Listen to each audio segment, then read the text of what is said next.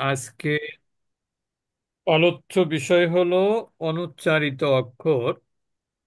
আমরা জানি যে মানুষ গুরুত্ব মানে যখন কেউ দুর্বল হয় তাকে কিন্তু মানুষ কি করে, ইগনোর করে, অবজ্ঞা করে। হুম। কিন্তু আরবি অক্ষর কোনোটাই ওই সেন্স থেকে দুর্বল না। কিন্তু আরবি যেহেতু একটা গ্রামার আছে, আমরা কিন্তু পড়তেছি তাজবিদ, আর আরবির কিন্তু একটা গ্রামারও আছে, যেমন বাংলার ব্যাকরণ আছে, ইংরেজির গ্রামার আছে, ঠিক না? তা ওইরকম আরবিরও একটা গ্রামার আছে। সেই গ্রামারের উপর ভিত্তি করে, যেটা আমরা জানি সেটা হচ্ছে যে আরবিতে অ্যারাবিক লেটার হচ্ছে টোটাল 29টি। তার মধ্যে আমরা বলেছিলাম যে 28টি অক্ষর উচ্চারিত হয়, বাকি একটি মাত্র অক্ষর উচ্চারিত হয় না, সেটা হলো আলিফ। তা আলিফটা উচ্চারিত হয় না, এর কয়েকটা রিজন আছে। তার মধ্যে একটা রিজনকে আমি মনে করি গুরুত্বপূর্ণ। আমরা একটা থিওরি পড়েছি, একটা নিয়ম পড়েছি যে no sign no sound. No sign no sound অর্থাৎ কোনো অক্ষরের উপরে যদি সাইন না থাকে তাহলে সে অক্ষরটা উচ্চারিত হবে না। এই কথাটা আপনারা নিশ্চয়ই, আপনাদের অলরেডি মুখস্থ হয়ে যাওয়ার কথা।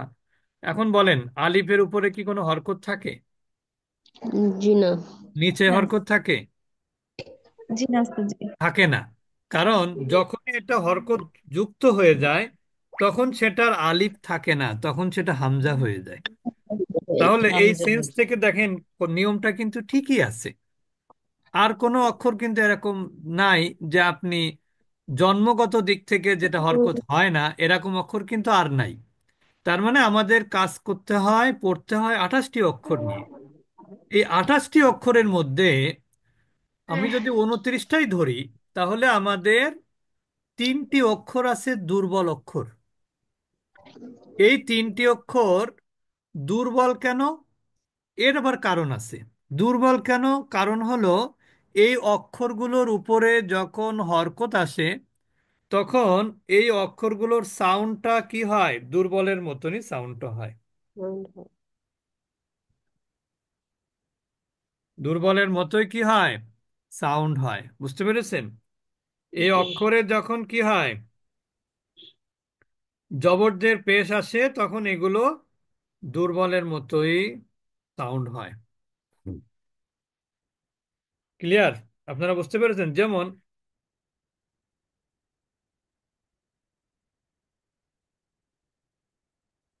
যেমন আমরা যদি বলি হামজা জবর কি হয়, আ।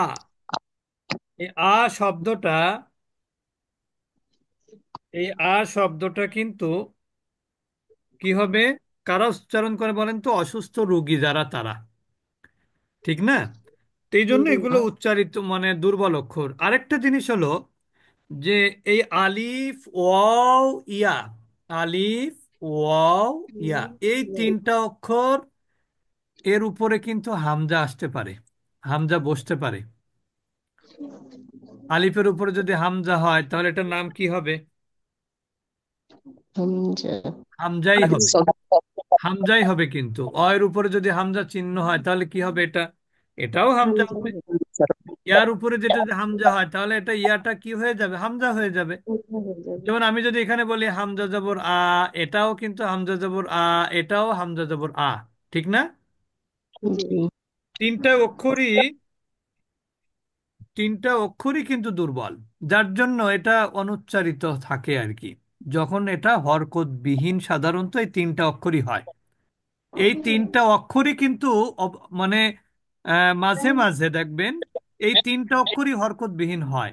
আপনি দেখবেন বাটা কিন্তু হরকতবিহীন হয় না, তা হরকতবিহীন হয় না, সা হরকতবিহীন হয় না, জিম হয় না, হা হয় না, খ হয় না। তাহলে হরকতবিহীন হয় কোন অক্ষরগুলো? এই 3টা অক্ষর। আলিফ ওয়াও ইয়া। হ্যাঁ হ্যাঁ, আলিফ আর ইয়া, এই 3টা অক্ষর আবার কিসের অক্ষর? মাদের অক্ষর। আমাদের অক্ষর। এখন আমরা দেখব যে কখন উচ্চারিত হয় না, সেই কারণগুলো আমরা একটু দেখার চেষ্টা করব ইনশাল্লাহ। আমরা তারপর আমাদের আজকে প্রোগ্রাম আছে, সবাই জানেন। আপনারা ইনশাল্লাহ তো থাকবেনই, অন্যদেরকে একটু মেসেজ টেসেজ দিবেন সুযোগ পেলে। দেখেন আলিফ ওয়াও ইয়া এই তিনটে অক্ষর লেখা হয় অনেক সময় শব্দের মধ্যে, কিন্তু উচ্চারিত হয় না। যেমন দেখেন এখানে ফা, ফা এর সাথে কি একটা আলিফ আছে না? জি। হ্যাঁ, আলিফ অ এর আছে। পরে একটা আলিফ আছে না?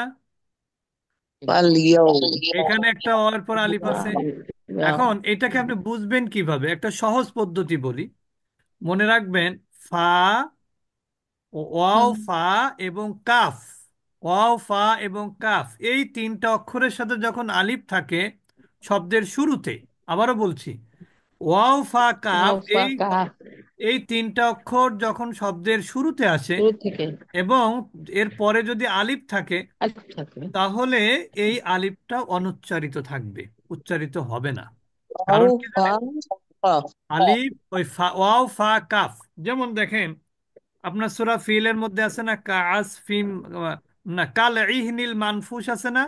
কোন সূরার জন্য? কাল ইহনিল মানফুস, ফাআম্মা মান সাকুলাত মাওয়াজিনু। দেখবেন কাল ইহনিল, এখানে কিন্তু আলিফের উচ্চারণ নাই। ফাল ইয়াউমা, এখানে আলিফের উচ্চারণ নাই। ওয়াল আলিয়াউমা কমর, আলিফের ওয়াল উচ্চারণ নাই।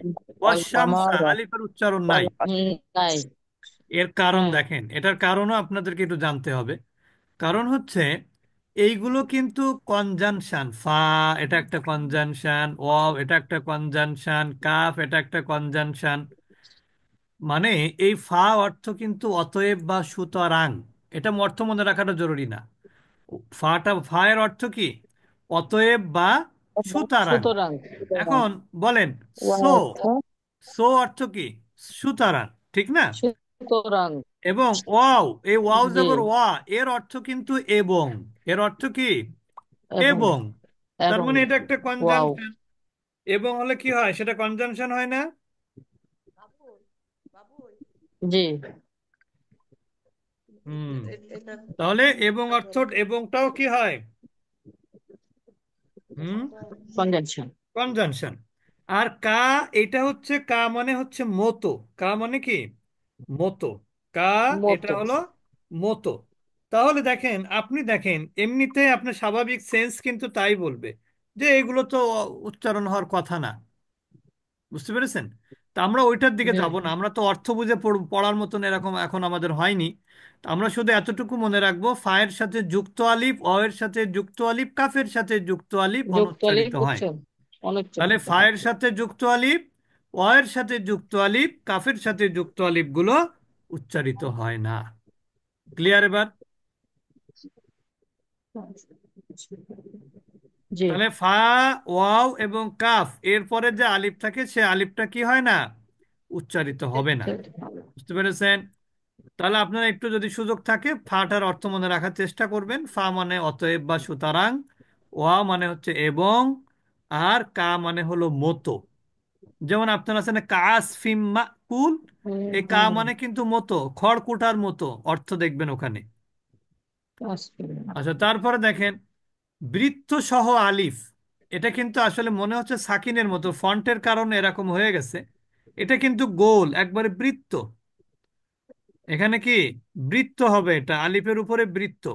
যখনই দেখবেন যে আলিফের উপরে বৃত্ত আছে, ওই আলিফটা কিন্তু না মাদ হবে না উচ্চারিত হবে। কি বললাম? আলিফের উপরে যখন বৃত্ত থাকে তখন সে আলিফটা অনুচ্চারিত থাকে, সেটা না উচ্চারণ হয়, না সেটা কি হয়, মাদ হিসাবে কাউন্ট হয়। বুঝতে পেরেছেন? তাহলে এক জি। নাম্বার নিয়ম কি বললাম? ফা। ওয়াও, ফা ফা এবং কাফ কাফের সঙ্গে যদি আলিফ থাকে থাকে। তাহলে এই উচ্চারণ। ফা মানে ফা, ওয়াও, কাফ। কাফ, ওয়াও আর কাফ। হ্যাঁ, এই কাফ। তিনটার পরে যদি যুক্ত আলিফ থাকে আলিফ তাহলে থাকে। ওই আলিফটা অনুচ্চারিত থাকে। বুঝতে পেরেছেন? উচ্চারিত থাকে। দুই জি। নাম্বার হচ্ছে কি, আলিফের উপরে যদি এরকম বৃত্ত থাকে, এখানে কিন্তু আমি বৃত্ত বলছি একবারে গোল, না না না, আরেকটা যেটা দামি। বুঝতে পেরেছেন? তাহলে জি। এই আলিফটা কি? বৃত্ত সহ আলিফ। এই আলিফটা কি? বৃত্ত সহ আলিফ। এই আলিফটা কি? বৃত্ত সহ আলিফ। অর্থাৎ কোরআনে যত জায়গায় আলিফ বৃত্ত সহ হবে, কোনো আলিফ না মাদ উচ্চারিত হিসাবে হবে না। কাউন্ট করবেন, না এটা পড়া হবে, কোনোটাই হবে না। এটা শুধু আপনি শুধু দেখবেন, বুঝতে পেরেছেন, কিন্তু পড়বেন না। যেমন দেখেন সামুদা।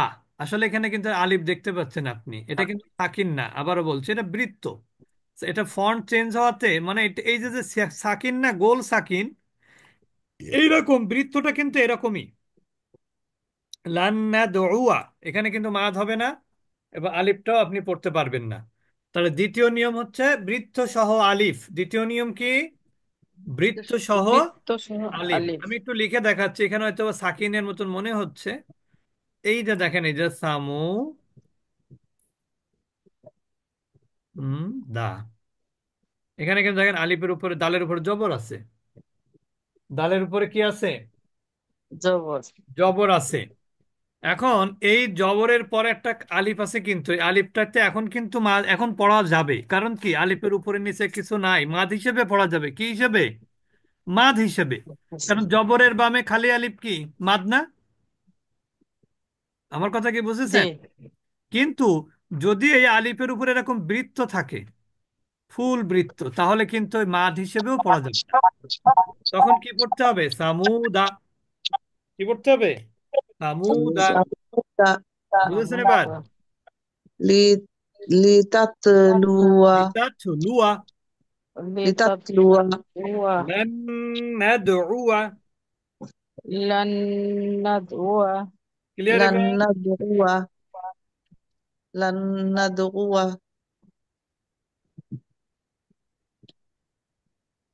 বুঝেছেন সবাই? হ্যাঁ। জি জি জি জি উস্তাদ। জি উস্তাদ। আচ্ছা, তোর মনে থাকে না। তাহলে 2 নাম্বার গেল। 3 নাম্বার এবার আমরা চলে যাব। 2 নাম্বার আরো উদাহরণ আছে, যেমন লা ইলাল্লাহি ওয়ালা আউদাউ বিইসাল ইসমু। এবার আমরা 3 নম্বরে যাব। আনাই টানা মানা। আনাই টানা মানা। মানা। অর্থাৎ কোরআনে যত জায়গায় আনা আছে, কোন জায়গায় আনা কিন্তু টানা হবে না, বাদ হবে না। ও যেমন সূরা কাফিরুনে আনা কিন্তু আছে আনা ওয়ালা আনা আনা, আছে না? ওয়ালা আনা আবিদুম মা আবাদতুম, তুম আছে না? আনা আবিদু কোনো আনাইতে নামাবত টান হবে না। তবে আনা আবিদু নামাবত। তবে কেউ কেউ আপনাদেরকে বা আমাদেরকে ছোটবেলা পড়িয়েছেন বা এখনো অনেকে পড়ানোর চেষ্টা করেন, তারা বলেন যে 4 জায়গায় আনা টানা যাবে, কিন্তু এই কথাটা সঠিক না। সঠিক না এই জন্য, মনে করেন আহ, মনে করেন যেমন আমি যদি বলি উই, এটা একটা কি প্রোনাউন না? বলেন, প্রোনাউন কি না? সবাই খেয়াল করেন, উত্তর দেন। উইটা একটা প্রোনাউন, উই অর্থ কি আমরা। প্রোনাউন। কিন্তু উই এর পরে যদি ডাবল ই কে থাকে, তাহলে এর অর্থ কি? দুর্বল। দুর্বল, উইক। এই উইক মানে দুর্বল না, উইক মানে সপ্তাহ। ও সরি। হ্যাঁ, হ্যাঁ, বলেন। আমারও ভুল হতে পারে, আমি তো অনেক ছোট, আপনাদেরও ভুল হতে পারে, বলা যায় না কিছু। না না না, আবার এটা সপ্তাহ। যদি এটা সপ্তাহ। আর হ্যাঁ, ডব্লু ই এ কে, উইক মানে কি? একে, ওইটা দুর্বল। দুর্বল। ওটা দুর্বল। দুর্বল। এখন বলেন, এইখানে আছে উইক, উই, আর এখানে কিন্তু উইক, এখানেও উইক। এখন উই আর উইক প্রথম অংশ কি, এখানে কি ডব্লু ই আছে না? এখানে ডব্লু জি ই, জি আর জি। এখানেও কিন্তু ডাব্লু ই আছে। এখন বলেন, আপনি কি বলবেন যে এই উই একই, আর এই উই একই জিনিস, তাই বলবেন? না বলবেন কি? না জি না। আমাদেরকে কিন্তু যারা বলে যে 4 জায়গায় টানা টানা যাবে, তারা কিন্তু আমাদেরকে এই জিনিসটাই ভুল শেখান। সেটা আমি আগে ক্লিয়ার করে নিচ্ছি আপনাদের কাছে। আমি কাউকে কষ্ট দেওয়ার জন্য বলতেছি না আর কি। তাহলে মনে করেন এই যে উই মানে আমরা, আবার যদি উইকের মধ্যেও উই আছে, এই উইকের মধ্যেও উই আছে, তাহলে এই উই ওই উই যদি আমরা সবাইকে এক উই মনে করি, তাহলে এটা ভুল কথা না? জি জি জি। কারণ এই উইক মানে একটা অর্থবহ শব্দ, এটা একটা, ঠিক না? অর্থবহ শব্দ এটা, এটাও শব্দ কিন্তু একটা অর্থবহ শব্দ। তাহলে এটার অর্থ একটা, এটার অর্থ আলাদা, এটার অর্থ আলাদা। তাহলে আমরা কি এইটার সাথে এই দুটোতে মেলাতে পারবো না? ঠিক কি না? জি জি। এখন বলি দেখেন, অনেকে বলেন যে আনা মিলা, আনা মিলা, আনা সিলা, আনা সি, এগুলো আনা টানা যাবে, কিন্তু আসলে কোনোটাই কিন্তু ওই আনা না। আনা মিলা আনা সিয়া এগুলো আনা ভুল, মিলা এগুলো আর বলবেন না, এগুলো ভুল, এগুলো ওই আনা না। এই আনা অর্থ কি জানেন? আমি। এই আনা অর্থ কি? আমি। এই আনা অর্থ আমি। কিন্তু ওই আনা মিলা, আনা সিয়া, আনা বু, ওই আনা মানে কিন্তু আমি না, ওটা একটা শব্দ। ওই আনাটা শব্দের একটা অংশ। আমি কি বোঝাতে পেরেছি এবার? না বুঝলে বলবেন, ওই আনাটা কিন্তু শব্দের একটা পার্ট, অংশ। অংশ। যেমন এখানে আপনি যদি বলেন উইক এবং উইক, দুই উইককে যদি উই এর মধ্যে মিলান তাহলে কি হবে? উইটাকে না যদি আপনি উইকের মধ্যে মিলান, দুই উইকের মধ্যে, তাহলে কি এটা কি ঠিক হবে? জি না জি না। তাহলে ওই আনা মিলা, আনাবু, আনাসিয়া, এইগুলো কিন্তু ওই আনা না, 100% ওই আনা না। আমি কি বোঝাতে পেরেছি এবার? জি ওস্তাদ জি আমরা করছি জি। এটাই তার মানে এই উইকের মধ্যে যে উই, আর আনামিলার মধ্যে, উইকের মধ্যে যে উই, এই উই আর এই উইয়ের মধ্যে যেমন কোনো মিল নাই, ওই রকম আনামিলার মধ্যে এই আনার কোনো কি নাই, মিল নাই। মিল নেই। আনা বু, এই ওই আনা বু এর মধ্যেও এই আনার কোনো মিল নাই, কারণ আনা বু একটা শব্দ। আমি কিন্তু বারবার বলতেছি, যদি কারোর কোনো সন্দেহ থাকে, আমার শব্দ। ওটা একটা কি শব্দ। তার মানে তো শব্দ। আমার তো ওটা বলার দরকার নেই যে ওটা টানা যাবে, ওটা তো আনা না। তা আপনি কেন বলছেন টানা যাবে ওটা? আমি কি বোঝাতে পেরেছি আপনাদেরকে? হ্যাঁ। জি ওস্তাদ জি জি জি ওস্তাদ জি। তার তার মানে ওইটা কিন্তু ওয়ানাবু, ওয়ানাবি, ওয়ানাসিয়া, ওয়ানামিলা, এগুলো আপনি কোরআন খুলে খুলে দেখেন, আপনি দেখবেন এটা কোনোটাই আনা অর্থ না, সবগুলো একটা শব্দ। আনা হচ্ছে শব্দের একটা পার্ট। আমি আরেকটু সহজে বলি দেখেন, যেমন আমি যদি বলি আ, পাঠ। বাংলা একটা লেটার আ, আ জবর আ, মনে করেন এটা আ, এরপরে এখানে লিখলাম আমার। বলেন এই আ আর আমার কি একই জিনিস? না জি এই না। আ একটা বর্ণ, আর আমার একটা শব্দ। আমার শব্দ। ঠিক একটা আছে? জি আবার আমি যদি বলি আমি, আমি একটা শব্দ। এখন আমি শব্দ। যদি এখানে লিখি আমিত্ব, আমিত্ব একটা শব্দ না? হ্যাঁ। জি। তাহলে আমি যদি আমিকে আমিত্বর সাথে মিলিয়ে ফেলি, তাহলে কি কথাটা কি সঠিক হবে? জি জি না। না সঠিক হবে না কিন্তু। এবারে বুঝতে পেরেছেন তো বিষয়টা? জি তাই না জি গো? ওস্তাদ জি। তাহলে এবার বুঝতে পেরেছেন? আপনারা কখনোই ভুলে বলবেন না যে আনায় টানা যায় চার জায়গায়, এটা ভুল কথা। আমি জানি না আপনাদেরকে আমি আমি একটা উদাহরণ বের করে দিলে মনে হয় সব থেকে আরো সুবিধা হয়। আমি দেখি কোরআনের আয়াত বের করি, মানে এটা আপনাদের এই সন্দেহ দূর করার জন্য আমি এত কথা বলছি, নাহলে কিন্তু এত কথা বলার প্রয়োজন ছিল না। আনা মিল, আনা মিলা মিনাল গয়স, সূরা আল ইমরান 117 নম্বর আয়াত। সূরা আল ইমরান 117 নম্বর আয়াত। আমি একটু আপনাদের অর্থ পড়ে শোনাবো। দেখেন এখানে কোনো আনার অর্থ নাই। 117 নম্বর আয়াত বলেছি না?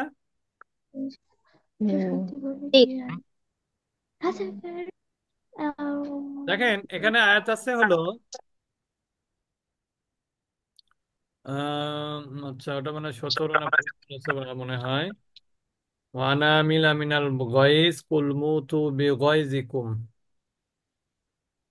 আরেকবার আমি একটু দেখে নিই কত আয়াত। ও 119 আয়াত, 119।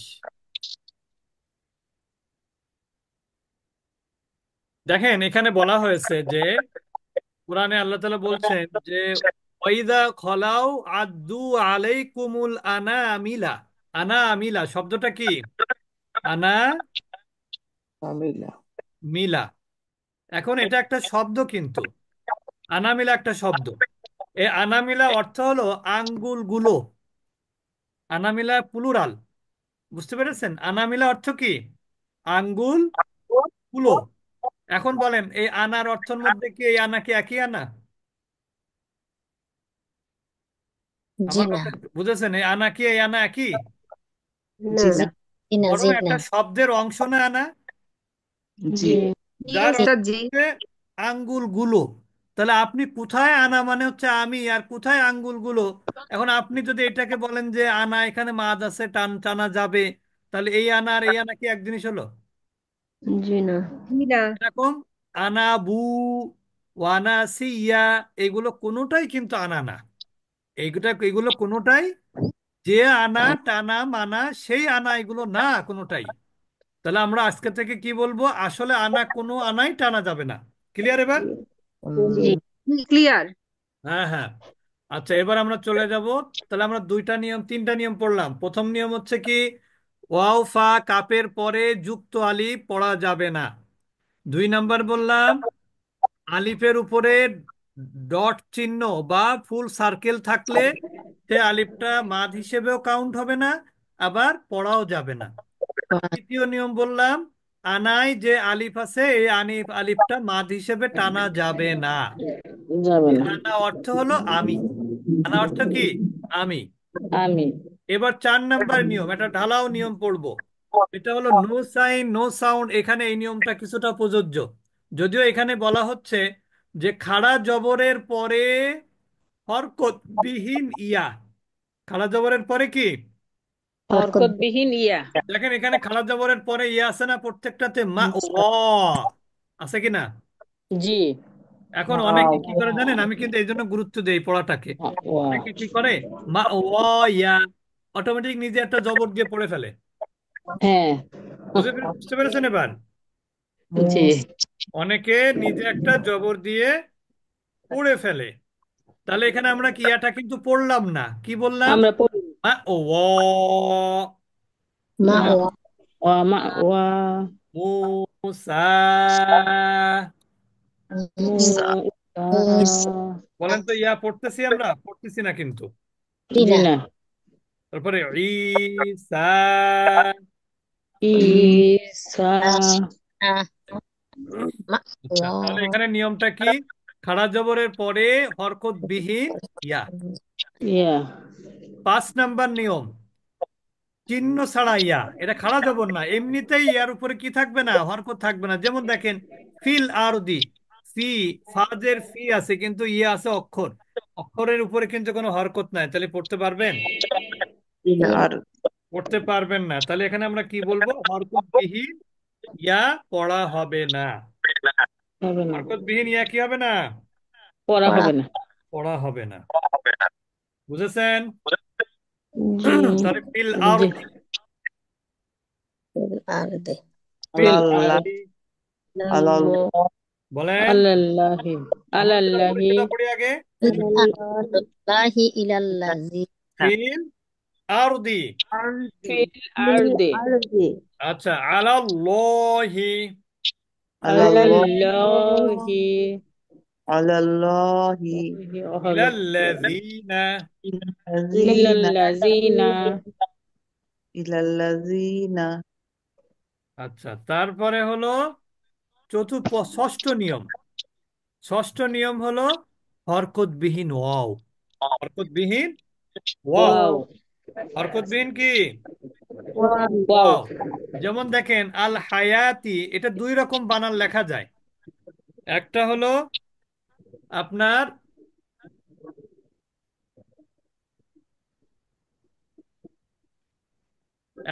যেমন দেখেন, ওয়াও সহ, ওয়াও ছাড়া, কিন্তু ওয়াও থাকলেও কিন্তু ওয়াও এর উপরে কোনো হরকত নাই, আছে? জি না। আল হায়াত আসসালাতা, এখানে কি ওয়াও আছে? মানে হরকত জি আছে না আছে, ওয়াও এর উপরে? কিন্তু হরকত নাই। তোলাতা। আজ জাকাতা, এখানে কি ওয়াও এর আদা হরকত আছে? জি না। হ্যাঁ। তাহলে ওয়াও আমরা আছে। দেখেন আবার এই 6টা নিয়ম। এই 6টা নিয়ম তার মানে, এই 6টা নিয়ম কি? এই 6টা নিয়মে হচ্ছে আপনার এই আলিফ ওয়াও ইয়া অক্ষরগুলো কি হবে না? উচ্চারিত হবে না। পড়া হবে না। উচ্চারিত হবে না, বুঝতে হরকত পেরেছেন? ছাড়া উচ্চারিত হবে না। উচ্চারিত হবে না। তাহলে আমরা পেছন থেকে এবার সামনের দিকে যাই। প্রথম হচ্ছে হরকত বিহীন ওয়াও, আল হায়াতি, আস সলাতা, আজ জাকাতা। দেখেন, হায়াত মানে জীবন। এই হায়াত বানান 2 ভাবে লেখা যায়। সলাৎ মানে সলাৎ নামাজ, সেটাও দুইভাবে লেখা যায়। নামাজ। জাকাত দুইভাবে লেখা যায়। এখন যদি এইভাবে থাকে তাহলে তো ওয়াও খালি খালি লেখা হচ্ছে। এইভাবে তো প্রথম লাইনটা ঠিক না। এরপরে জি। হচ্ছে আমরা বলেছি হরকতবিহীন ইয়া, যেমন ফি, এখানে হরকতবিহীন ইয়া। তারপরে ফি। আলাল্লাহি, আলাল্লাহি। জি, আলাল্লাহি। আলাল্লাহি। আলাল্লাহি। এরপর ইলাল্লাযিনা। ইল্লাল্লাযিনা। তাহলে এটাও দেখেন ইয়ে আছে কিন্তু দিনা। পড়া হচ্ছে না, আলাই পড়া হচ্ছে না, ইলাই পড়া হচ্ছে না, ফি পড়া হচ্ছে না, ঠিক না। জি। আচ্ছা, 4 নম্বর নিয়ম হচ্ছে খাড়া জবরের পরে হরকত বিহীন ইয়া। কি নিয়ম? খাড়া জবরের পরে হরকত বিহীন পরে ইয়া। হরকতবিহীন ইয়া। বিন তবে ইয়া। এই 3টা নিয়মকে, 4 থেকে 6 পর্যন্ত, এই 3টা নিয়মকে আমি এক কথায় সেরে দিতে পারি। কিভাবে জানেন? হরকত বিহীন, হরকত, no, no sign no sound. No sound. এখানে কিন্তু না। দেখেন, এখানেও কিন্তু ইয়ায় হরকত নাই, তারপরেরটায় ওয়াওতে হরকত নাই, তারপরেরটা ইয়াতেও হরকত নাই। তাহলে আমি এখানে এক বরকত কথায় নাই। বলে দিতে পারি না তিনটা, যে নো জি। সাইন নো সাউন্ড, মানে জি। হরকত নাই, পড়া নাই। পড়া নাই। এবার জি। 3 নম্বর নিয়ম আমরা বলেছি আনায় টানা মানা। আমরা এই নীতির উপরে অটল থাকব। আনা আসলে টানা যায় না, মানুষ যে যাই বলুক, ওইগুলো আসলে এই আনা, যে অর্থে আনা, ওটা সে আনা না। ঠিক আছে, তাহলে আমরা কি বলবো? আনায় টানা আনাই টানা মানা। মানা। না। আর যারা বলবে যে টানা যাবে 4 জায়গায়, তাদেরকে একটু জিজ্ঞেস করবেন যে ওই আনার অর্থ কি আর এই আনার অর্থ কি, পার্থক্যটা করে দেখাতে বলবেন। তারপরে দেখেন, বৃত্ত সহ আলিফ, অর্থাৎ আলিফের উপরে অনেক সময় বৃত্ত থাকে। যদি আমি আবারও বলছি যে এগুলো কিন্তু সাকিনের মতন দেখা গেলেও, ফন্টের কারণে সাকিনের মতো দেখা যাচ্ছে, কিন্তু আসলে এগুলো সব বৃত্ত। বুঝতে পেরেছেন? তাহলে বৃত্ত সহ আলিফটা না মাদ হবে, না উচ্চারিত হবে। উচ্চারিত হলো। তারপরে হচ্ছে আপনার ওয়াও ফা কাফ, এটা যুক্ত আলিফ থাকলে সেই আলিফটাও কি হয় না? পড়া হয় না, উচ্চারিত হয় না। উচ্চারিত হয় না। বুঝতে পেরেছেন? না মাদ হিসেবে, না এমনিতেই। হুম। তাহলে আমাদের এইটা আজকে পড়া হচ্ছে আপনার অনুচ্চারিত অক্ষর। আজকে আমাদের কি পড়া তাহলে? অনুচ্চারিত অনুচ্চারিত হরফ। অক্ষর।